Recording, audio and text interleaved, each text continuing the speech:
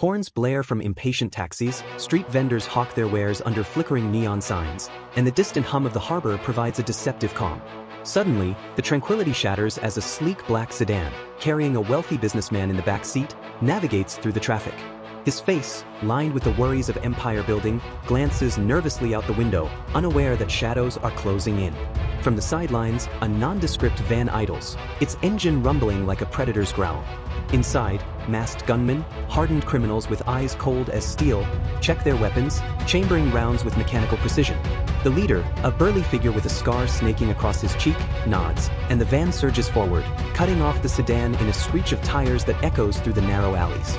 Bullets erupt from the van's windows, shattering glass and pinging off metal like deadly hailstones. The businessman's bodyguards, caught off guard, fumble for their guns, but it's too late. One is hit in the shoulder, blood spraying across the dashboard as he slumps over the wheel. Enter a man, our protagonist. A special agent with a chiseled jaw and haunted eyes, assigned to shadow the convoy from a distance. He's no stranger to violence. His hands still tremble from a recent shootout where he gunned down threats in self-defense, the echoes of those shots haunting his dreams. Dressed in a rumpled suit that speaks of sleepless nights, he leaps from his unmarked car, his heart pounding like a war drum. Dodging oncoming traffic, he vaults over a hood, his boots slamming onto the pavement as he closes the gap. The air fills with the acrid smell of gunpowder and burning rubber, screams piercing the chaos. The agent fires back, his pistol barking in rapid succession, taking down one gunman who tumbles from the van clutching his chest. But the kidnappers are relentless. They drag the businessman from the wreckage, his expensive suit tearing as he's hauled into the van. The agent gives chase on foot, flipping over a barricade of overturned market stalls, fruits and vegetables scattering like confetti in a nightmare. He grabs onto the van's rear bumper, his fingers scraping metal, but a burst of gunfire forces him to let go, rolling across the asphalt in a blur of pain and determination. As the van speeds away into the labyrinth of Hong Kong's backstreets, the agent rises, blood trickling from a graze on his forehead.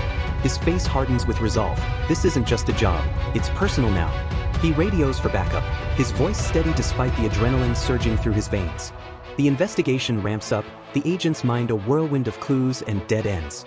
Days blend into nights in dimly lit precincts, where cigarette smoke curls under harsh fluorescent lights, and maps of the city are pinned with red tacks marking potential hideouts.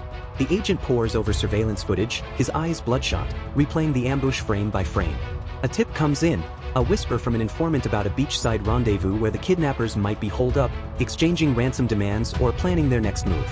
Cut to the golden sands of a remote Hong Kong beach, where the sun dips low on the horizon, casting long shadows over crashing waves. Palm fronds rustle in the salty breeze, and the distant cry of seagulls masks the tension building beneath the serene facade.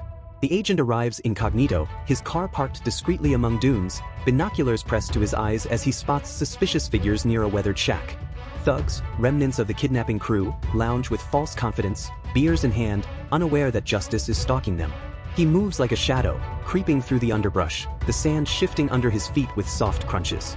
His pulse quickens as he overhears snippets of conversation, mentions of the businessman hidden in a secret location and a corrupt insider pulling strings. Bursting from cover, the agent confronts them, his gun drawn. "Freeze!" he shouts, but the thugs scatter like rats, one firing wildly as he bolts toward the water. What follows is a heart-pounding pursuit across the beach, the agent's athletic prowess on full display. He sprints after the lead thug, his legs pumping furiously, kicking up sand in plumes. The chase weaves through beach driftwood and abandoned fishing nets, the ocean's roar drowning out their heavy breaths. The thug turns, firing a shot that whizzes past the agent's ear, embedding in a palm tree with a thud. Undeterred, the agent